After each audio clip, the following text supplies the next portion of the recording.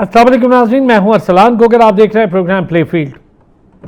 2 test matches थे, एक कज़ाफ़ी stadium Lahore में और दूसरा टेस्ट मैच था रावलपिंडी में। कज़ाफ़ी स्टेडियम की खुशियां फ़ौरन मान पड़ गईं, जहां पर हमने चौथे दिन पाकिस्तान को एक बार फिर रावलपिंडी यानी दूसरे टेस्ट मैच में साउथ अफ्रीका से बाआसानी हारते देखा। कोई मुश्किल नहीं थी साउथ अफ्रीका के लिए। पहली इनिंग में कमांडिंग पोजीशन में, दूसरी इनिंग में कमांडिंग पोजीशन में, दूसरी में तो इस हद तक कमांडिंग पोजीशन में थे कि ये 10 विकेटों से जीत सकते थे। वो तो 2 आउट कर दिए नौमान अली ने, और जिसकी वजह से ज़रा वो 8 विकेटों से जीत गए, वरना मुझे तो लग रहा था बहुत आसानी से 68 रन की लीड है, कोई मसला ही नहीं है। अच्छा, हम भी बड़ी अच्छी क्रिकेट खेलते हैं। उन्होंने हमें पहली इनिंग में 71 की लीड दी। हमने कहा भाई ये गलत बात है, मेहमान आए तो हम उन्हें 70 से कम लीड देंगे, तो हमने 68 की लीड दे दी। हमने बड़ा मलूज़े खातिर रखा कि मेहमान हैं, ऐसे नहीं हो सकता कि उन्होंने दिए तो हम क्यों ना दें, हम भी थोड़ी सी उनसे कम दे देंगे। बड़ा अफसोस की बात यह है कि बहुत बड़े बड़े क्रिकेटर, बड़े बड़े नाम, जब आपका वक्त आता है या वक्त पड़ता है तब कुछ नहीं करते हैं, इंक्लूडिंग बाबर आजम। बड़े अफसोस हुआ मुझे, 49 पे कल खेल रहे थे और बहुत अच्छा खेल रहे थे। ये बहुत अच्छा खेलना पता नहीं क्या होता है। उन्होंने 3 साल बाद अपने होम ग्राउंड में यानी होम सीरीज़ में से टेस्ट मैचेस में 50 रन किए हैं। अब बाबर आजम को खुद सोचना, 3 साल बाद आपने पाकिस्तान के अंदर 50 रन किए हैं, और पाकिस्तान से बाहर भी कौन से उन्होंने बहुत ज़्यादा कर ली हैं, उसमें भी 2.5 साल हो चुके हैं उन्हें को बड़ी इनिंग खेले हुए। तो कुल मिला के 3 साल बाद आज उनके 50 रन आए। बड़ी उन्होंने मेहरबानी की, अपने 50 रन पूरे किए और अगली बॉल पे हैमर के हाथों चलते बने। रिजवान जो कि ठीक खेल रहे थे, मुझे नहीं पता कि इनको क्या इश्यूज़ आ रहे हैं खेलने में जो कि साउथ अफ्रीका को नहीं आ रहे। मज़े से वो आउट हुए 18 रन पे और चलते बने। खैर, इस पर भी हम ज़रा बात करेंगे। टीम अनाउंस हो गई है जी वनडे और T20 के साथ ही नए कप्तान भी आ गए हैं वनडे के। शाहीन शाह अफरीदी, उस्मान तारिक बड़ा शानदार स्पिनर है और हमारे ही प्रोग्राम से पहली बार उन्हें प्रोजेक्शन मिली और पहली बार वो हमारे ही प्लेटफॉर्म से ऑन एयर हुए। बड़े ज़बरदस्त स्पिनर हैं, डोमेस्टिक बड़ी अच्छी, सेकंड टीयर क्रिकेट बहुत अच्छी, PSL में बड़ा उन्होंने धाक बिठाई। उनको मौका दिया जा रहा है, पहली बार वो लाइफ में अपने डेब्यू करेंगे अगर उन्हें मौका मिला तो T20 में, इंटरनेशनल में। अच्छा, हम बहुत टाइम निकाल देते हैं, एज ज़्यादा कर देते हैं, फिर लेकर आते हैं। आसिफ आफरीदी के साथ भी यही हुआ। इरफान नियाजी की भी वापसी हो गई, नसीम शाह की भी वापसी हो गई और बाबर आजम भी वापस आ गए T20 में। उस्मान खान भी आ गए T20 में वापस। आप ये देखिए, बड़ी मज़े की बात है। बाबर आजम के बारे में कहा जा रहा था कि T20 में नहीं लाएंगे, लेकिन बाबर फिर T20 में भी आ गए। चूँकि ये प्रेशर है और फ़ैन प्रेशर भी है, उसके साथ साथ सोशल मीडिया भी प्रेशर है। वनडे में तो वो हैं ही हैं, वनडे से वो कभी ड्रॉप हुए ही नहीं थे, तो T20 में उनकी वापसी हुई है। और रिजवान को T20 में स्पेस नहीं मिली है, लेकिन बड़े ही मज़ेदार बात है कि T20 में जो विकेट कीपर बैटर होंगे वो उस्मान खान होंगे और उनके साथ होंगे ये साहबजादा फरहान। इसी तरह वनडे में हसीबुल्लाह की दोबारा से किसी तरह पाकिस्तान टीम में कमबैक हो रहा, तो वनडे में हसीब आ रहे हैं। बहुत मैं खुश हूँ, बड़ा अच्छा टैलेंटेड बच्चा है। साबिर तो बहुत ही खुश होंगे क्योंकि बहुत बात कर चुके साबिर उनकी, और हसीबुल्लाह की वापसी हो रही है। हसीब के साथ साथ विकेट कीपर होंगे रिजवान, तो ऑब्वियस है कि फर्स्ट चॉइस रिजवान होने चाहिए वनडे में। अगर रिजवान खुदा न खास्ता फेल होते तो फिर हसीब पे ऑब्वियस जाएंगे, लेकिन मैं चाहूँगा कि हसीब को भी मौका ज़रूर मिलना चाहिए अगर यंगस्टर की गर्दान है। सारी चीज़ों पर बात करूँगा। ये जो कमबैक्स हो रहे हैं लोगों के वापस, ये गए क्यों थे, आ क्यों रहे हैं, कुछ समझ नहीं आ रहा। सिलेक्शन क्या है, ऑन द डे सिलेक्शन क्या है, टीम सिलेक्शन क्या है, स्क्वाड सिलेक्शन क्या है। साबिर हुसैन ने हमें ज्वाइन किया। साबिर हुसैन क्रिकेट एक्सपर्ट भी हैं, हमारा रेगुलर पैनल भी हैं। जहांगीर खान क्रिकेट एक्सपर्ट हैं, ख़ुद भी क्रिकेटर हैं। साथ ही साथ अली तनौली साहब स्पोर्ट्स जर्नलिस्ट भी हैं, क्रिकेट एक्सपर्ट भी हैं। बहुत शुक्रिया जी तीनों हजरात का। साबिर, सबसे पहले टेस्ट मैच, ऐसा क्या कमाल किया हमने कि 71 की उनकी लीड थी, हमने कहा नहीं ये ज़्यादती हो जाएगी, अगर 71 से ऊपर उनको लीड देंगे, तो हमने 68 की लीड दी। कितना अच्छा किया हमने मेहमानों के साथ। देखिए, मेहमान नवाजी में हम तो सर मशहूर हैं, और ये हिस्टोरिकली बात करें तो पाकिस्तान इस तरीके की जो शिकस्त है वो पहले भी काफ़ी दफ़ा खा चुका है। तो ऐसी हम तो पाकिस्तान की एक वाहिद टीम है जो कि नंबर ऑफ़ टाइम्स एक सेशन के अंदर आउट हो जाते हैं। 25-30 ओवरों के अंदर भी हमारी टीम आउट हुई है, और 5-6 दफ़ा हुआ है पिछले 10 सालों में कि पाकिस्तान से 170-80 स्कोर भी चौथी इनिंग में चेस नहीं हुआ। हमने आखिरी दिन भी, आखिरी सेशन भी हम लोग नंबर ऑफ टाइम आउट हुए, चाहे श्रीलंका के खिलाफ हो, चाहे न्यूजीलैंड के खिलाफ हो, चाहे अबू धाबी में हो, दुबई में हो, इवन न्यूजीलैंड के अंदर क्यों ना हो। तो ये हम लोगों का प्रॉब्लम काफ़ी अरसे से। अगर थोड़ा सा और पीछे चले जाएं, इसी साउथ अफ्रीका का आपको याद होगा इकबाल स्टेडियम 1997 में जो टेस्ट मैच हुआ था, तीसरा टेस्ट मैच था, वहाँ पे पाकिस्तान ने साउथ अफ्रीका को 235 पे उनको ऑल आउट करते हैं, फिर हम लोग 300 प्लस स्कोर बनाते हैं, हम लोग ठीक ठाक लीड ले जाते हैं, फिर उसके बाद उनको हम 214 पे आउट करते हैं और हमारे पास टारगेट चेस करने का था पूरे 1.5 दिन में 140 का, और हम लोग 92 पे ऑल आउट हो गए थे। तो कहीं ना कहीं से वो थोड़ी सी जो यादें थी कुछ ताज़ा हो गई पाकिस्तान साउथ अफ्रीका की। 19 ये तकरीबन 16-17 साल हो चुके हैं। देखिए ये टेस्ट मैच पाकिस्तान के हाथ में था, कहीं ना कहीं से हम लोगों की जो पहली इनिंग थी वहाँ पे शायद हम लोगों को मिसरीड कर गए कि शायद वो जो पिच थी अपना अरसलान साहब इस रावलपिंडी की, 450-450 रन पाकिस्तान को बनाने चाहिए थे। उसके बाद जब हमारी बॉलिंग की बारी आती है तो हम लोगों ने भी 214-15 पे इनके 5-6-7 खिलाड़ी आउट कर दिए। आपसे बात करूंगा तीनों हजरात से। साबिर, पिच के ना जो लुक्स थी उसमें और बिहेवियर में जमीन आसमान का फर्क था। बहुत बड़ा टर्न नहीं हुआ, साजिद को मौका ही नहीं मिला, और साजिद अपनी टर्न के ऊपर विकेट लेते हैं। साजिद अपनी बेसिक्स पे नहीं गए, विकेट्स नहीं ले पाए। नोमान अपनी बेसिक पे रहता है इसलिए वो विकेट्स निकालता है। आसिफ अपनी बेसिक्स पे करता रहा बॉल और आसिफ को उस बेसिक पे विकेट मिली, लेकिन पिच का बिहेवियर और पिच के लुक्स दोनों अलग थे। देखिए पिच का इसका मतलब ये जाहिर होता है कि जो बाकी टीम आपके मुल्क में आती है उनकी जो टीम मैनेजमेंट है वो आपसे ज्यादा यानी अक्लमंद है, जो कि आपकी कंडीशंस को अंडरस्टैंड करके अपनी टीम अनाउंस करती है।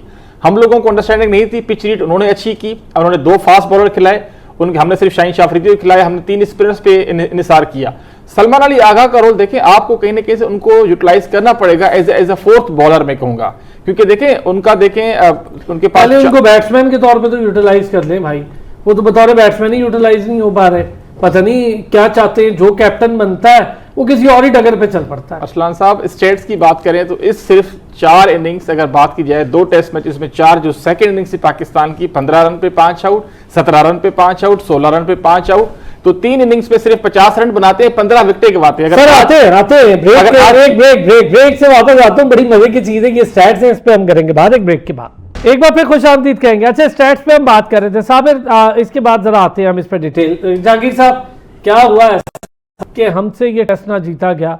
वैसे तो खैर जो पहला टेस्ट था हम डोमिनेंसी के साथ जीते, अजीब बात है, हारते हैं तो दूसरी टीम को डोमिनेट करने देते, बराबर कर दी सीरीज, इतना अच्छा मौका हाथ से गवा दिया, जीता जिताया टेस्ट था, 333 करके हमने वहीं वैसे तो कम कर लिया था मामला, जहां पर मुझे अंदाजा हो गया था ये पिच पे 450, 480, 470 तक जाएं और प्रेशर डालें। आपने देखा रबादा, महाराज और मुत्थु स्वामी क्या कमाल खेले और फिर वो 404 पे ले गए। जी अरसलान भाई, बिल्कुल ऐसे ही है। पाकिस्तान जी, मेरे ख्याल में ये टेस्ट मैच बिल्कुल पाकिस्तान की गिरफ्त में था और पाकिस्तान को ये मैच जीतना चाहिए था। और जिस तरह आपने 8 विकेट्स उनकी ले ली, उसके बाद 100-150 रन देना, मेरे ख्याल में ये बॉलर्स की बहुत बड़ी नाकामी थी। वहाँ पे हमने गलतियाँ भी की हैं, वहाँ हमें चाहिए था जहाँ पे रबाडा मार रहे थे वहाँ पे हमें ऑफ स्पिनर को लगाना चाहिए था, और फिर ऑफ स्पिनर था जो उसने भी जो है बॉल वो उस अपनी जो बेसिक्स पे आप बात कर रहे थे बेसिक की, वहाँ पे भी उसने बॉल नहीं किए, और वही टर्निंग पॉइंट था। अगर इतनी बड़ी लीड पाकिस्तान उनको ना देता तो मेरा नहीं ख्याल कि ये इतनी मुश्किल पिच थी कि दूसरी इनिंग्स में पाकिस्तान 138 पे आउट हुए। चूँकि पाकिस्तान का आपको पता है शुरू से कि ये खेलते खेलते इतना प्रेशर ले लेते हैं कि ये जब इनको पता चला कि ये जी 70 की लीड होगी और ये पिच जो है 4th इनिंग में जो है ये स्पिन भी करेगी ये वो, तो उसी प्रेशर में ये 138 पे आउट हो गए। तो मेरे ख्याल में अगर वो लीड हम ना उनको लेने देते तो पाकिस्तान के फेवर में था ये टेस्ट मैच। और यहाँ पे पाकिस्तान ने ये भी गलतियाँ की कि वहाँ पे हमें जहाँ पे एक ऑफ स्पिनर था वो ऑफ स्पिनर ने हमें उस तरह की बॉलिंग नहीं की, और जैसे अभी बताया गया कि जो आपने उसको सलमान अली आगा को भी प्रॉपर यूज़ नहीं किया। अगर आप सलमान अली आगा को प्रॉपर यूज़ करते तो जो उनके लेफ्ट हैंड बैट्समैन थे वो उनके लिए मुश्किल डाल सकते थे, क्योंकि साजिद नहीं, मुझे इस मैच में एक तो उसने ज़्यादा बॉलिंग नहीं की और दूसरा उसने जिस तरह वो बॉलिंग करता है विद इन दी विकेट्स उस तरह उन्होंने बॉल भी नहीं किए और उस तरह की उन्हें टर्न भी नहीं मिली। और पिच का जिस तरह पाकिस्तान ने अपने जहन में बनाया हुआ था कि जी यहाँ पे बड़ी मुश्किल है, वो बिहेवियर नहीं आया, जिस वजह से बैट्समैन तो हमारे पता ना पहले जहनी तौर पे ये ले गए। आसान पिच में जहांगीर देखें, आसान पिच है, कौन सा ऐसा अजाब था इस पिच में कि जहां रबादा 71 कर रहा है, 47 अपने बेस्ट को सरपास करके 71 कर रहा है, हमारे टॉप बैट्समैन बाबर आजम जैसे उनसे 50 के बाद बस हो गई, क्या मतलब मुझे समझ में नहीं आ रही। रबाडा ने तो इनको बड़ी समझाने की और सिखाने की कोशिश की है कि अगर आपने हिट्स मारनी है तो विद इन वी मारें, और यहाँ पे वी पे देखें कितनी आसानी से हिट लग रही थी। ये नहीं लग रहा था कि ये स्पिन ट्रैक है, देखें स्पिन ट्रैक पे आप सीधा मारने जाते हैं तो नहीं लगती। तो जिस तरह रबादा ने मारी है तो मेरे ख्याल में पाकिस्तानी बैट्समैन को उनसे सीखना चाहिए था और ये देखना चाहिए था कि हम अगर इस पर सीधा खेलें तो खेल सकते हैं। मेरे ख्याल में बहुत ज़्यादा एहतियात भी जो होती है वो भी ख़राब करती है। मेरे ख्याल में पाकिस्तान ने जो है ना बहुत ज़्यादा वो अटैक पे नहीं गए, वो ज़्यादा डिफेंसिव हो गए, तो इस वजह से इन्होंने विकेट। अच्छा जी, पहले तो ज़रा अली तनौली साहब के साथ दुख करूंगा। अली साहब, आपका बड़ा दुख हुआ कि आप पहुंचे और मैच ख़त्म ही हो गया, और जब आप पहुंचे ही तो मैच खत्म हो गया। इतनी मेहनत करके घर से देखने गए, ट्रैफिक क्रॉस की, बड़े लंबे चौड़े टाइम के बाद आप जाके बैठे वहाँ, और जैसे ही बैठे तो मैच खत्म हो गया। अली तनौली, ये बताएं मुझे, कोई ऐसे 5 पॉइंट्स आपके जहन में हो जिसकी वजह से हमने ये मैच अपने हाथ से गंवाया? कोई ऐसी स्टैंडर्ड चीज़ें जो नॉर्मल हो और हमारे कप्तान को नहीं समझ आ रही, हमारी टीम को नहीं समझ आ रही, हमारे कोचेस को समझ नहीं आ रही, सिलेक्टर्स को नहीं आ रही? अजीब बात है सर। मैनेजमेंट को देखिए, मैनेजमेंट का काम होता है कि आप एक गेम प्लान दें, और ये जो आप 5 पॉइंट्स बता रहे हैं ना, 5 पॉइंट्स का मैं आपको 10 पॉइंट्स दे सकता हूँ कि यार कि क्या चीजें लैग की हैं कि जिसकी वजह से हमें जो मसले आए हैं। एक तो हम हमेशा से पिच रीड नहीं करते। पिच रीड हमसे बेहतर दूसरी टीम कर लेती है, और हमने जो होम कंडीशंस हैं उसको कभी भी यूटिलाइज नहीं किया। हाँ, हम बात करते हैं कि हमने, हमारा जो खासा था वो हमने एक फास्ट बॉलिंग, आपको पता है हम हमेशा से एक फास्ट बॉलिंग एक हमारा कल्चर था, हम उसको ले आए अपनी स्पिनिंग पावर पे।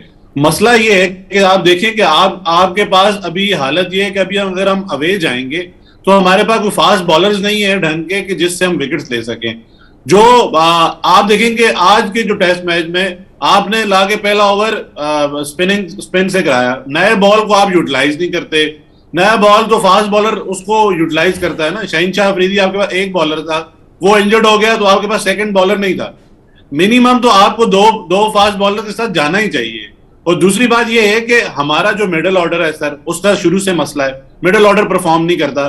फिर आप देखें लोअर मिडिल ऑर्डर के बाद बात तो लोअर मिडिल ऑर्डर का तो मसला ये है कि वो समझते हैं कि हमने सिर्फ बॉलिंग करानी है और हमने रन नहीं बनाने, जबकि वजह से आ रहे हैं। दूसरी तरफ साउथ अफ्रीका ने जो परफॉर्म किया, उनकी दो जो पार्टनरशिप लगी वो लोअर मिडिल ऑर्डर के प्लेयर्स ने आके लगाई और उन्होंने पूरा मैच ही पलट दिया।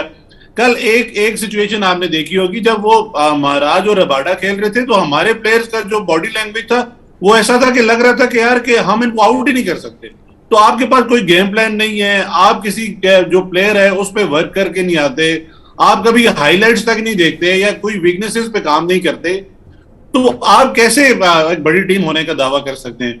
दूसरी बात यह है, आप अगर इसको हम आगे पॉइंट्स पे जाएं तो मामला यही है कि हम रोल डिफाइन नहीं करते। हमारे जो प्लेयर्स आते हैं उनको ये नहीं पता कि भाई स्पिन विकेट है उसको कैसे बिहेव करना है। अगर रबाडा को ये पता है कि यार मैं ब्लॉक करूंगा तो मैं आउट हो जाऊंगा, मुझे यहाँ पे स्लॉग करना है और मुझे हिटिंग करनी है। अगर आप ये कहें कि रबाडा ने कल लपे मारे, लपे नहीं मारे उसने, कल उसने मिडल किया, उसने इनको बताया कि भाई हिटिंग कैसे करते हैं। बाबर कल इतना अच्छा खेल रहे थे, बाबर को पता था कि यहाँ पे हम ब्लॉक करके नहीं मैच जीत सकते या मैच बचा सकते। आज वो आए, आज उन्होंने आके ब्लॉक किया। भाई आप पहले इनिंग में आप ब्लॉक करके आउट हुए, आपको पता है कि यार ये ब्लॉक करना आपके लिए ठीक नहीं है, आप अपनी नेचुरल गेम करें। कल आपने नेचुरल गेम की, आपको पिच ने भी सपोर्ट किया, आपको कंडीशन ने भी सपोर्ट किया, तो आपने रन किए। आज आके हर बंदा ये एक्सपेक्ट कर रहा था कि आज कि बाबर ये मैच सेव करेंगे, मैच जितवाएंगे, 100 करेंगे, अच्छी लुक्स में 196 करेंगे जो ऑस्ट्रेलिया के अगेंस्ट किया था, मैच आखिर तक जाएगा, यही एक्सपेक्टेशन है बड़े खिलाड़ी से। अगर बड़ा खिलाड़ी ये नहीं कर सकता तो फिर वो बड़ा खिलाड़ी तो नहीं कम से कम कहला सकता। सऊद शकील ने कल बात की, वो कह रहे थे कि उन्होंने बड़ा अच्छा ये कहा कि लोअर मिडिल ऑर्डर को भी परफॉर्म करना चाहिए। शहीनशाह अफरीदी 3-0 गए, इस इनिंग में 3-0 थे। भाई आप वही बात है, रबाडा अगर खेल सकता है तो आप भी खेल सकते हैं। कल जब शहीनशाह अफरीदी को एक छक्का जब उन्होंने मारा, रबाडा ने, आप देखा होगा स्ट्रेट पे जो छक्का मारा, मतलब वो खुद भी सरप्राइज हुए। तो आप सरप्राइज ना हो भाई, आप अपने आप को कहते हैं कि मैं ऑलराउंडर हूं। और दूसरा, हम अगर उनकी कैप्टेंसी पे जो अभी उनको दी गई है वो भी हमें समझ नहीं आती कि वो किसी की ख्वाहिश पूरी करने के लिए, जब आप मेरिट को पीछे रख के सिर्फ ख्वाहिश पे चलेंगे तो फिर ऐसे ही होगा, तो आपकी क्रिकेट तनज़ली की तरफ जाएगी। उस्मान खान को, आप वही बात है कि उस्मान खान को खिलाने की तो अच्छा साबिर, ये जो डिटेल डिस्कशन हम कर रहे हैं, आप कुछ स्टैट्स या किसी की सिफारिश है उस पे आप बंदों को उठा के ले आते हैं तो मैं फिर करता ऐसे ही हूं। होगा। अली इस पे हम बात करेंगे, ये जो सिलेक्शन हुई है इस पे तो हम पूरा सेशन करेंगे और बहुत मुझे मेरा ख्याल टाइम ही कम पड़ जाएगा जब हम बात करेंगे। साबिर, पहले को जरा स्टैट्स की आप बात करें तो पहले इसका पोस्टमार्टम कर लेना मैच का। तो देखिए मैच में साइकोलॉजिकल हम काफी वीक हैं, टू बी वेरी ऑनेस्ट, हम लोग ज्यादा बहुत weak अच्छे, हैं। ये बात सही चाहे है। बांग्लादेश की देखें, बांग्लादेश की टीम भी जब आई थी उनके क्या यार यंगस्टर्स बॉलर थे, अंडर 19 के उनके बॉलर्स थे, उनकी फास्ट बॉलिंग 140-42 हम लोगों से नहीं खेली जा रही थी। यही बाबर आजम था, यही मोहम्मद रिजवान था, सलमान अली आगा था, सऊ शकील था, अब्दुल्ला शफीक, अपना शान मसूद और साइम अयूब, यही लड़के थे। प्रॉब्लम मुझे समझ नहीं आती कि ये जो 11 लड़के हैं इनमें से 8-9 लड़के ऐसे हैं जिनको जो कि 2014, 15, 16 से खेलते हैं, इनको 8-8, 9-9 साल हो चुके हैं। अगर ये इस तरह के आप टेस्ट मैचेस आप खेलते हैं, आपको पता था टर्निंग ट्रैक्स हैं, आपको पता था कि यार यहाँ पे जो है ना बॉल टर्न होगा, या आप कम से कम देखें हर टेस्ट मैचेस में। अब अली भाई कहते हैं कि यार रबादा ने मारा, बाबर को मारना चाहिए था, बाकी को मारना चाहिए था। देखें अगर आपके पास 2-3 मल्टीपल शॉट्स होती हैं तो आप सर्वाइव कर सकते हैं। शाहीन शाह अफरीदी की उन्होंने मिसाल दी, 3 सिफर थे उनके। मुझे तो समझ नहीं आती कि ये मिड विकेट पे सिर्फ एक ही शॉट शाहीन शाह अफरीदी को आती है। आप क्यों आते हैं 7वें नंबर पे? आप 11 नंबर पे है ना, आप ऑलराउंडर नहीं है। तो ये मुझे इनके पास गिने चुने 1-2 शॉट सिलेक्शन होती है जिसके बेसिस पे ये अपने आप को टेस्ट प्लेयर कहते हैं। काफी लोग बात कर रहे थे कि भाई जब हमने पिछले साल टेस्ट मैच जीता था, तीसरा इंग्लैंड के खिलाफ, 2 टेस्ट मैच हम हार गए थे, तो हमारे तो कुछ ऐसे जर्नलिस्ट थे, हमारे जो शायकीन थे, वो तो सेंटोरस की छत पे चढ़ के खुशियां मना रहे थे कि भाई हमने टेस्ट मैच जीत लिया, इंग्लैंड को हरा दिया। वो बिल्कुल सही बात है, इतने खुश हो, मैं खुद उनमें से एक तरह की बात कर रहे हैं ना। देखिए हमारी कौम का ये मसला है कि भाई हम एक जीत के पीछे ना अगले को साल खिला लेते हैं। भाई हमें एक प्रोसेस से गुजरना पड़ेगा। हम WTC फाइनल हम डिजर्व नहीं करते। मुझे बताएं, क्या हमारे पास वर्ल्ड क्लास ओपनर्स हैं? नहीं है। क्या हमारे पास वर्ल्ड क्लास टेस्ट मैच का नंबर 3 बैट्समैन है? बाबर आजम नहीं है। क्या हमारे पास मिडिल और चौथा, पांचवा, छठा, क्या हमारे पास वर्ल्ड क्लास प्लेयर हैं? नहीं है हमारे पास। अरसलान साहब, बॉलिंग को सर बाद में देखते हैं। साउथ अफ्रीका जो स्टफ था उसने 217 गेंदें खेली हैं, उसकी सिर्फ फर्स्ट क्लास में क्या 19 मैचेस भी नहीं है, यंगस्टर था। और हमारे लड़कों से देखें, शान मसूद को 176 बॉल्स, बाबर आजम को 22 बॉल। एक चीज आपने कही, मुझे जरा बताएं, स्टैट्स आप हमेशा लाते हैं, क्या हमने कभी रीड नहीं किया था किसी प्लेयर का? जो अली कह रहा है बिल्कुल ठीक कह रहे हैं अली, कि हम किसी को रीड भी नहीं करते, उसकी तैयारी भी नहीं करते। मुत्थुस्वामी जो है उसकी 9 सेंचुरियां फर्स्ट क्लास की, 9। तो हमें इस चीज से थोड़ा देखना नहीं चाहिए था कि हम उसको इतने आसान लूप हॉल्स दे रहे हैं, और एक बंदे की 9 फर्स्ट क्लास सेंचुरियां, मतलब वो एक प्रॉपर ऑलराउंडर है। हमारे यहाँ शाहीन आफरीदी की तरह नहीं है जो लिखवाले साथ, वो अपने आप को गर्दानता नहीं। 9 सेंचुरियों के बावजूद हम इतना इजी ले गए उसको कि हमने उससे कहा कि तुम 89 कर दो, हमें पता ही नहीं है कि आपकी 9 सेंचुरियां। किसी ने इस पे वर्कआउट किया? सर देखिए प्लेयर्स हैं ना, बाकी टीम्स जो हैं, बाकी कंट्रीज जो हैं, वो अपने प्लेयर्स को तब लेके आती हैं जब वो प्रॉपर तरीके से पक चुके होते हैं। हम लोग क्या करते हैं कि हम लोग PSL के अच्छे शॉट्स देखे, 4-5 अच्छी बॉलें देखी, चलो इसको T20 छोड़ो, आप टेस्ट मैचेस में लेके आओ। तो ये हमारा प्रॉब्लम काफी अरसे से, और हम डेब्यू कराते हैं फिर फारिग कर देते हैं, क्योंकि हम वाहिद ऐसा मुल्क है कि हम लोगों को खिलाड़ी बिगाड़ना आता है, हम लोगों को खिलाड़ी बनाना नहीं आता। लेकिन अब मुझे तो लग रहा है कि आने वाले 2035 तक अल्लाह पाक सबको जिंदगी दे, मुझे नहीं लगता कि हमारे पाकिस्तानी कोई बल्लेबाज 100 टेस्ट मैचेस खेलेगा, हमारे को 500 नहीं नजर नहीं आ रहा है, ये तो वाकई नजर आ रहा। क्योंकि अच्छा जहांगीर, मैं ये जो जहांगीर बात कर रहे हैं ना साबिर, इस पे थोड़ा कमेंट आपका। एक तो ये कि मुत्थुस्वामी ने 9 आपकी फर्स्ट क्लास सेंचुरीज करके यहाँ आ रहा है वो, तो हम इसको बिल्कुल रीड नहीं कर रहे, हमें पता ही नहीं था। अच्छा चलें, उसका तो पता नहीं था। रबादा के तो 47 बेस्ट थे, तो 47 के नीचे ही रख सकते थे, उसको भी 71 करा दिया, और उसके 71 का ये डैमेज हुआ कि वही लीड बनी 71 रन की। अरसलान साहब, मुत्तुस्वामी की बार बार बात करें, देखें वो डोमेस्टिक अपने फर्स्ट क्लास खेले होंगे तभी 9 सेंचुरीज बनाई है ना, उन्होंने अपना टाइम दिया होगा डोमेस्टिक में।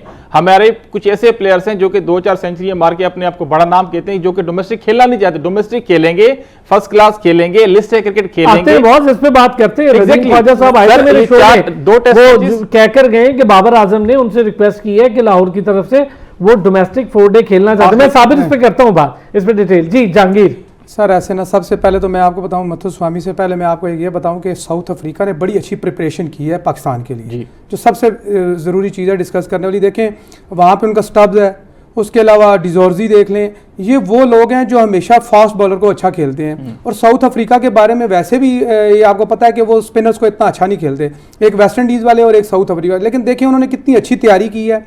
कि उन्होंने देखा कि टर्निंग पिचेस पे हमने कैसे खेलना है, एग्रेसिव क्रिकेट खेलनी है। उसके अलावा देखें जो पाकिस्तान ने इंग्लैंड के खिलाफ जब टेस्ट सीरीज़ जीती थी ना, तो सारे लोग खुशियां मना रहे थे कि हमने इंग्लैंड को हराया। तो उस वक्त भी मैं यही कह रहा था कि देखें आप स्पिनिंग ट्रैक बना रहे हैं, स्पिनिंग ट्रैक ये पहली दफ़ा आपने बनाया, आप जब नेक्स्ट टीम्स आएंगी वो फुल प्रिपरेशन से आएंगी, तो हमें जो है ना बनाने चाहिए स्पोर्टिंग विकेट्स बनाते हैं। तो हम देखें इससे हमें दो नुकसान हो रहे हैं। एक ये हो रहा है कि हमारे पास फास्ट बॉलर ऑलमोस्ट अब उस तरह की मेहनत नहीं करते, उन्हें पता है कि जब पाकिस्तान में सीरीज होगी किसी फास्ट बॉलर को नहीं खिलाया जाएगा। इसी तरह अगर आप बैट्समैन देख लें तो बैट्समैन के भी डाउट खिलाया। ये क्या हमारी तुक बन गई है कि आप अपने ट्रैक, जो अली कह रहे हैं ना, हमारा खासा ही था फास्ट बॉलर, हम जीते ही फास्ट बॉलर थे। अगर हम स्पोर्टिंग विकेट बनाते, हमें रिवर्स स्विंग भी हमारे फास्ट बॉलर कर लेते थे, तो फास्ट बॉलर जो है हमें कई मैच जितवा चुके हैं। लेकिन हम एक ही माइंडसेट के पीछे लग गए हैं जो आकिब जावेद ने दिया है कि हर सीरीज में हमने वही टर्निंग पिचेस बनानी है। उस टर्निंग पिचेस के ऊपर आपके अपने बैट्समैन जो हैं वो खुद फंस रहे हैं, दूसरी टीमें तो प्रिपरेशन करके आ रही हैं। तो मेरे ख्याल में पाकिस्तान को, पीसीबी को ये भी सोचना चाहिए कि जिस तरह की आप पिचेस बना रहे हैं उससे बहुत नुकसान हो रहा है। देखें आपने अवे जाके जो सीरीज खेलनी है वहां पे आप क्या करेंगे? वहां पे आपको टर्निंग पिचेस मिलेंगी, ऑस्ट्रेलिया में आपको टर्निंग पिचेस मिलेंगी, साउथ अफ्रीका में आपको मिलेंगी टर्निंग पिचेस। मेरा थोड़ा पॉइंट ऑफ व्यू उसमें अलग ये है कि आप हमेशा होम सीरीज का फायदा उठाते हैं, अपनी कंडीशंस पे काम करते हैं, नो डाउट। लेकिन इसी होम सीरीज पे, अच्छा ब्रेक लो, इतनी अहम बात करने लगा था, अली के साथ ब्रेक आ गए। एक छोटा सा ब्रेक लेते हैं, जल्दी से वापस आते हैं ब्रेक से। और मैं जरा बात करूंगा, ये होम सीरीज का फायदा उठाने का मतलब ये नहीं होता कि आप बिल्कुल ही स्पिन ट्रैक बना दें। अच्छा हम इसी में फंस गए कि नहीं जी हम अपनी मर्जी से बनाएं। यहां पर 20-20 साल से ये लोग बच्चे क्रिकेट खेल रहे हैं, सारे हमारे क्रिकेटर इसी पिचेस पे खेल के डोमेस्टिक क्लब सब आए, तो ये अपनी पिचेस नहीं समझ सकते, यहाँ विकेट नहीं ले सकते। ब्रेक के बाद इस पर बात करते हैं। एक बार फिर खुश आमदीद। अली, सपोर्टिंग पिचेस देखिए, आप अपनी कंडीशंस का यूज करें, भारत भी करता है, ऑस्ट्रेलिया भी करता है। वो कौन सा आपके लिए अच्छे फ्लैट ट्रैक्स बनाते हैं, वो अपनी स्ट्रेंथ के मुताबिक नो डाउट पिचेस बनाते हैं। फर्क पता क्या है, वो अपनी पिचेस बना के उसमें खुद फंसते नहीं है। हम अपने ट्रैक अपनी मर्जी के बना लेते हैं। अब बॉलर तो काम कर जाता है, हमारे बैटर फंस जाते हैं, हम खुद फंस जाते हैं उसमें। ये क्या अजीब बात है। इन्हीं पिचेस पे अली इन्होंने डोमेस्टिक क्रिकेट खेली, रीजनल खेली, कायद-ए-आज़म ट्रॉफी खेली, सेकंड ग्रेड खेली, क्लब खेले, अपनी पिच खुद नहीं समझ पाते, जहां पे 1000 मैच खेले इन्होंने। सर उसकी वजह ये है ना कि अभी डोमेस्टिक में कोई बंदा, वही बात है, इतना सीरियस होके खेलता ही नहीं है। आप वही बात है, कंडीशंस अभी मैनेजमेंट के इतने होने के बावजूद आपको पिच कंडीशंस का नहीं पता, आपको पता नहीं है कि वो कैसे बिहेव करेगी, आपको अपने प्लेयर का रोल डिफाइन नहीं है, आप ये तक नहीं बता पाते कि यार आपने क्या करना है, आपका क्या गेम प्लान है, ओपनर का क्या गेम प्लान है, फिर मिडिल ऑर्डर का क्या गेम प्लान है, और फिर लोअर मिडिल ऑर्डर का क्या गेम प्लान है। आप देखिए ना, मसला ये कि हम पहले इंडिया पे हंसते थे कि यार इंडिया में आपको हरी विकेट नहीं मिलती, आपको सिर्फ हरा जो वो है उनके खेतों में मिलता है, और हम इस पे बड़ा फख्र महसूस करते थे। और इंडिया क्या पूरी दुनिया मानती थी कि हम फास्ट बॉलिंग के साथ जो कमाल करते थे, मतलब पूरी दुनिया में एक हमारी दहशत थी।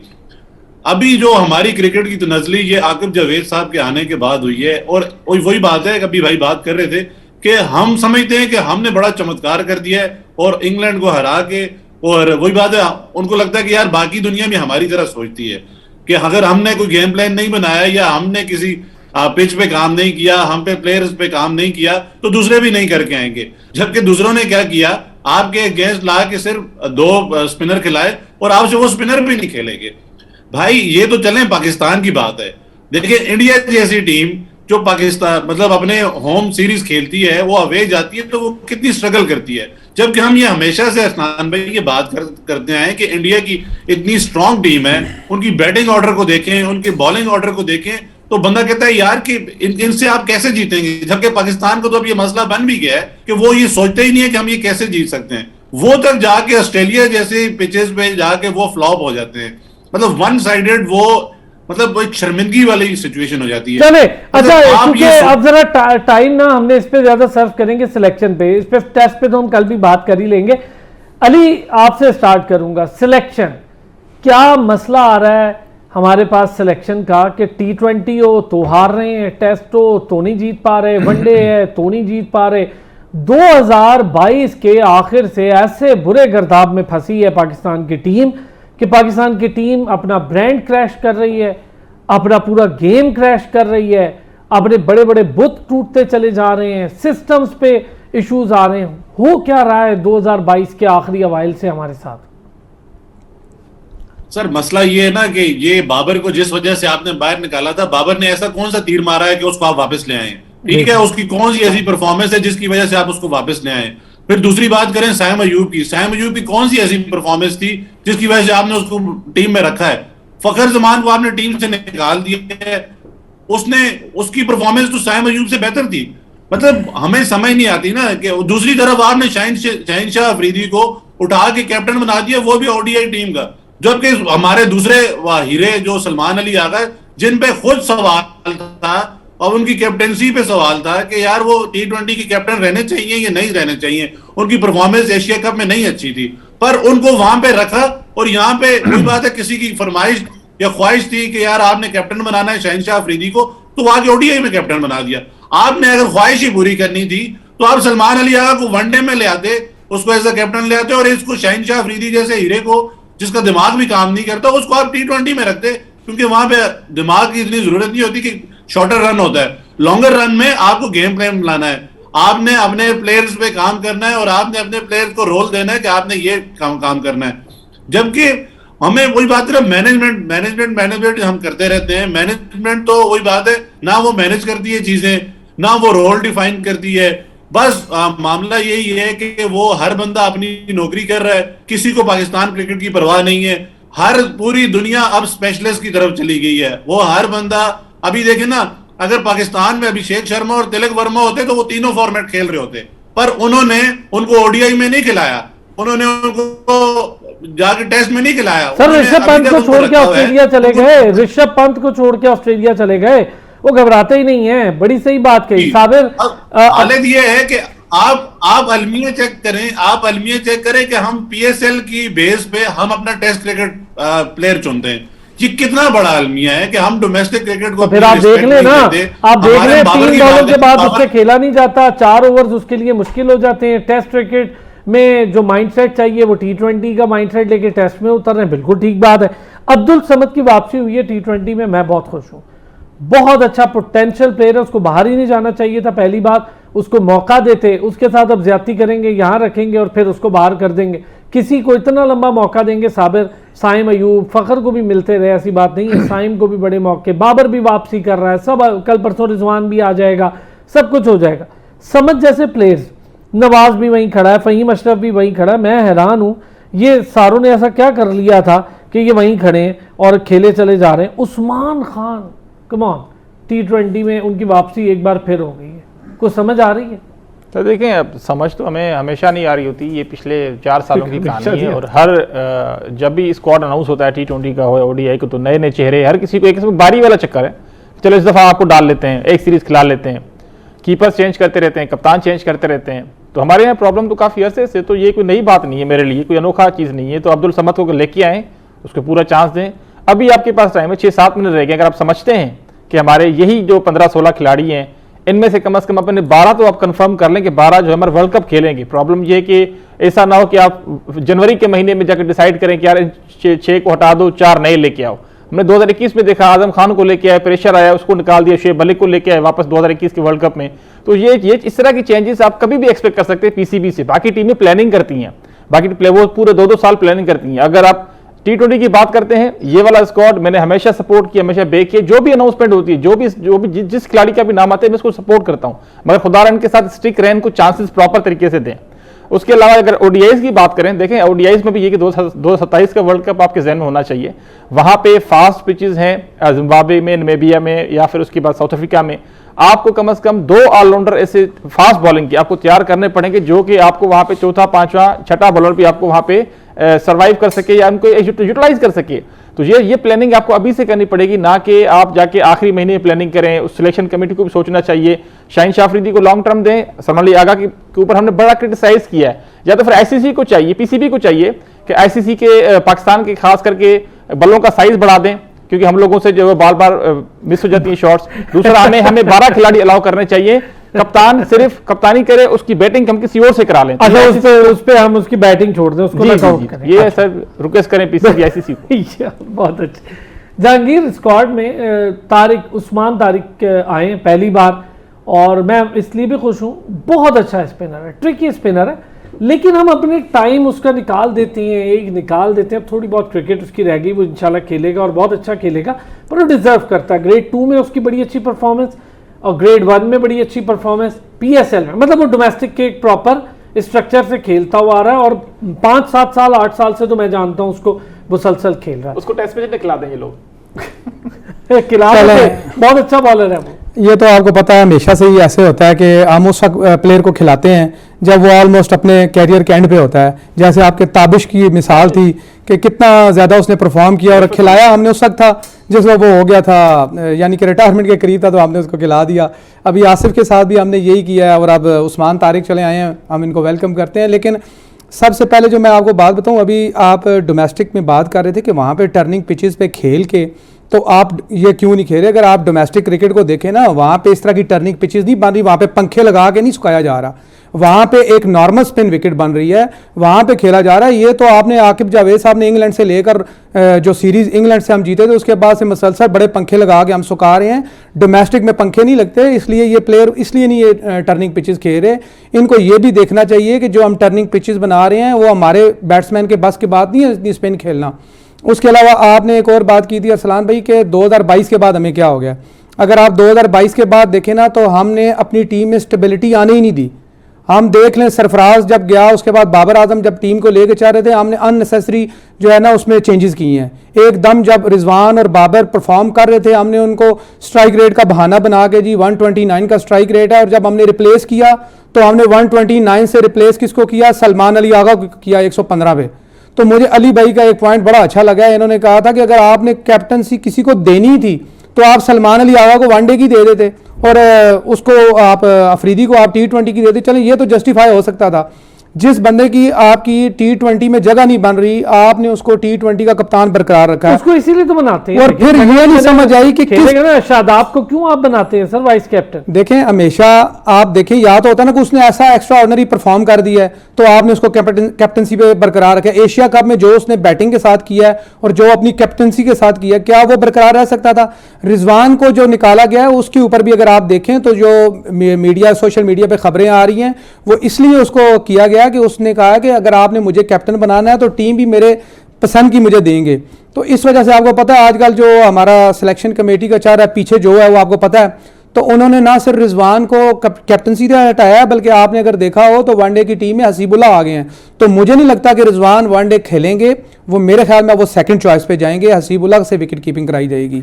तो मैं बहुत जल्दी ये बात नहीं करना चाह रहा, मतलब मैं रिजवान बड़े मोहतरम है, बड़ा उन्होंने सर्व कर रहे हैं पाकिस्तान क्रिकेट को, लेकिन आगे आने वाले दिनों में रिजवान का रोल वैसे ही ख़त्म हो जाएगा टेस्ट में, जैसे एक टाइम पे सरफराज और रिजवान एक टाइम पे थे तो सरफराज का रोल ख़त्म हो गया था। ये मैं आपको अभी बता रहा हूँ, आगे आने वाली सीरीज़ टेस्ट सीरीज़ में आप देखिएगा। और ये इसकी बहुत बड़ी वजह शायद रिजवान ख़ुद भी होंगे, गलत नहीं हूँ मैं तो। डोमेस्टिक में जाना सबकी तौहीन हो गई है, जाते नहीं हैं, 4 डे खेलते नहीं हैं, इम्प्रोवाइजेशन का अमल नहीं है।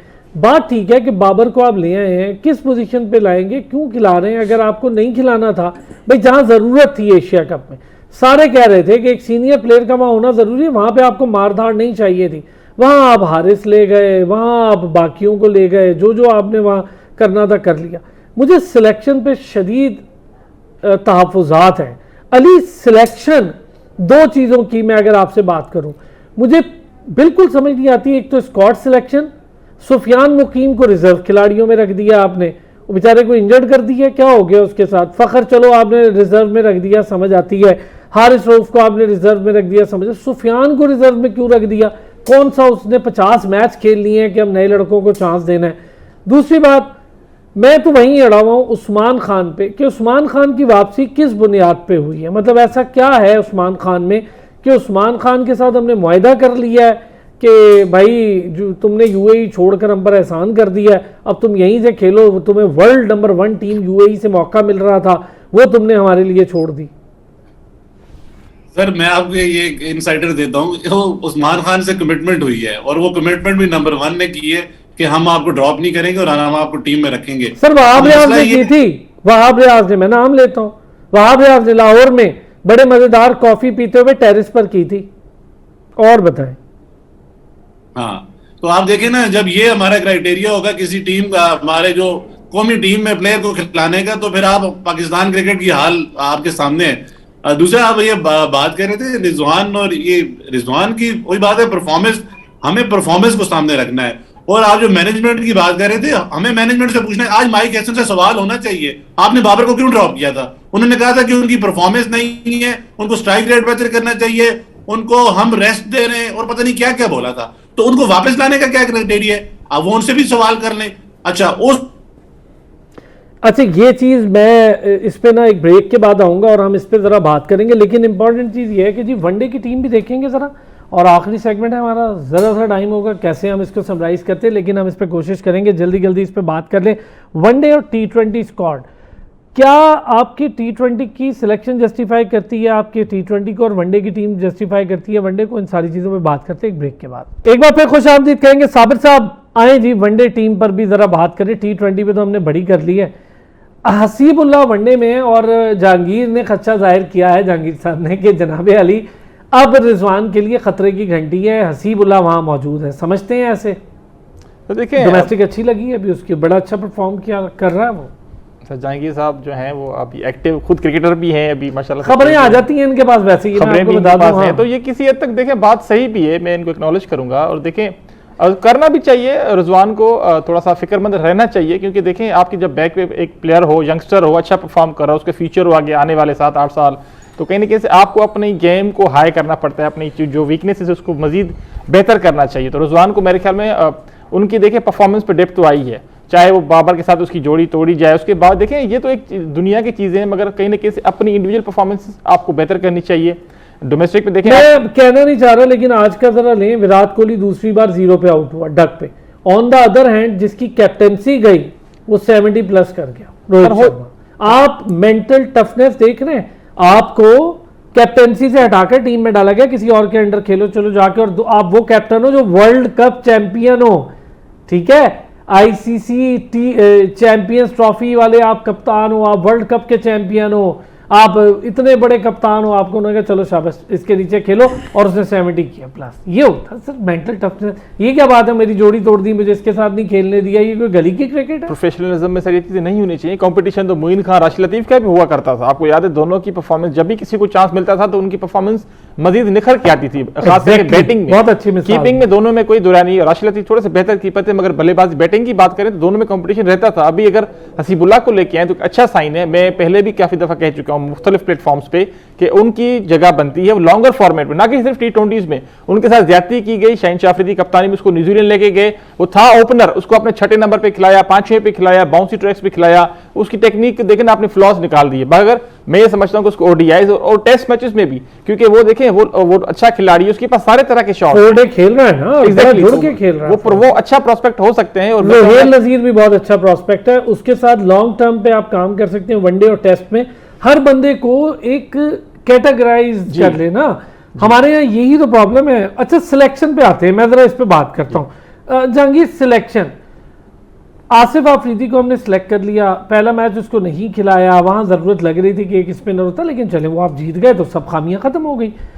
स्टिल हमारी प्रॉब्लम, एक तो बैटिंग है बहुत बड़ी है, मिडिल ऑर्डर तो बहुत बड़ा प्रॉब्लम है हमारी बैटिंग का, और हम वहीं से मार खा रहे हैं। दूसरा, ऐसा लग रहा था पूरा टेस्ट मैच आसिफ के लिए बना दिया कि मैं अपनी सिलेक्शन जस्टिफाई करूं। नोमान के 4 ओवर के बाद स्पेल तोड़ दिए, जबकि वो लॉन्ग रन का खिलाड़ी है, वो एक जब विकेट सपोर्ट नहीं करती तो वो चैनल बॉलिंग करता है, और उसी चैनल बॉलिंग में वो विकेट्स लेता है। हमने उसके स्पेल तोड़ उसके एंड चेंज कर तो उसको हमने आसिफ अफरीदी को विकेट दिलानी थी बस।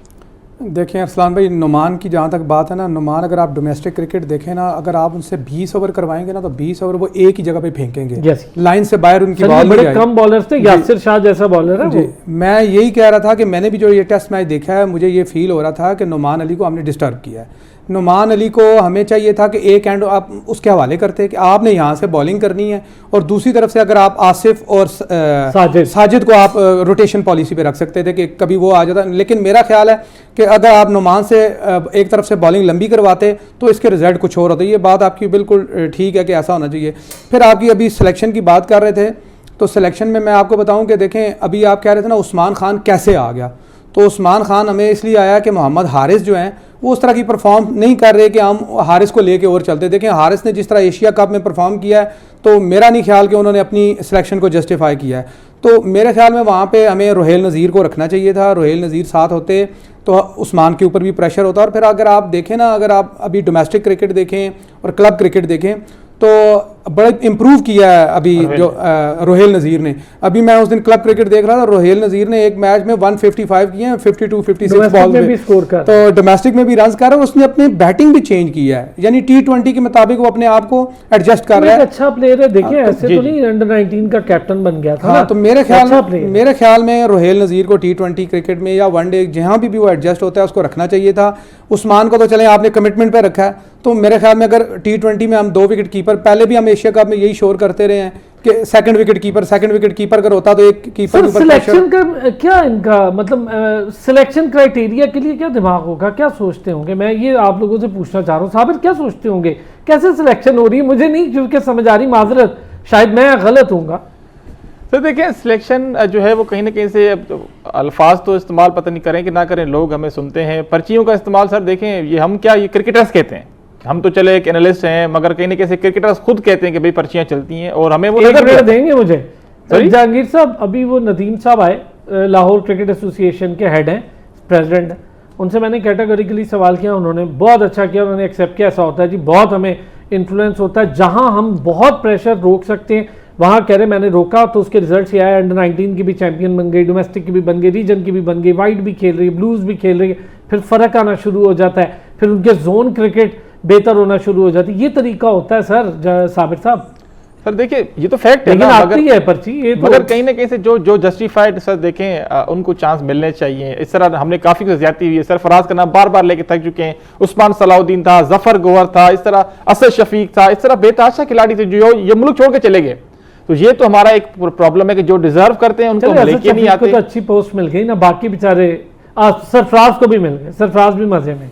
सर देखिए पाकिस्तान में अगर आपने क्रिकेट खेलनी है तो आपकी PR एजेंसी होनी चाहिए, मजबूत होनी चाहिए, फ्रेंचाइज में आपके अच्छे ताल्लुकात होने चाहिए, उनका इन्फ्लुएंस होना चाहिए। अग्री करेंगे टेक्निकली अगर आप बात से सर देखें अभी मैं तो देखें ना ग्रास रूट पे देख रहा हूँ क्रिकेट को, सब कुछ खेलते में है। अब कौन सा जब आपकी सिलेक्शन होती है तो देखें क्रिकेट के क्लब्स कितने एक्टिव होते हैं, उनके प्रेसिडेंट कितने एक्टिव होते हैं, रीजन्स के प्रेसिडेंट कितने एक्टिव होते हैं कि जी हमारे लड़के डाले जाएं, हमारे लड़के डाले जाएं, और कितना प्रेशर होता है। लेकिन मेरा ख्याल है ये प्रेशर डोमेस्टिक तक तो चलना चाहिए। अगर आप इंटरनेशनल क्रिकेट वक्त कम है, इस पे तो मैं आपके साथ एक शो करूंगा। मैं कहता हूँ अगर आपने एक पर्ची रखनी है तो एक रखे ना, आप 4 पर्चियां ना रखें। बहुत अच्छा टाइम होता था, शोएब, वकार, वसीम जब खेला करते थे ना तो 3 उन बॉलर्स को जगह नहीं देते थे जो डोमेस्टिक के परफॉर्मर। क्यों नहीं देते थे? क्योंकि वो अपनी परफॉर्मेंस लेवल नीचे नहीं आने देते थे, तो मौका ही नहीं मिल पाता था। जहां थोड़ा सा कोई हल्का पड़ता तब मिलता मौका। लेकिन यहाँ पे आप कह रहे हैं कि थोड़ा सा पहले कहते थे 19-20 का फर्क हम कर लेते हैं, 16-20 का फर्क भी हम नहीं, अब 40-20 का चलता। बहुत शुक्रिया जहांगीर साहब आपका भी, और साबिर साहब thank you so much. Ali Tanoli हमारे साथ रहे, बहुत शुक्रिया उनका। कल फिर होती है आपसे मुलाकात, अपना ख्याल रखिएगा।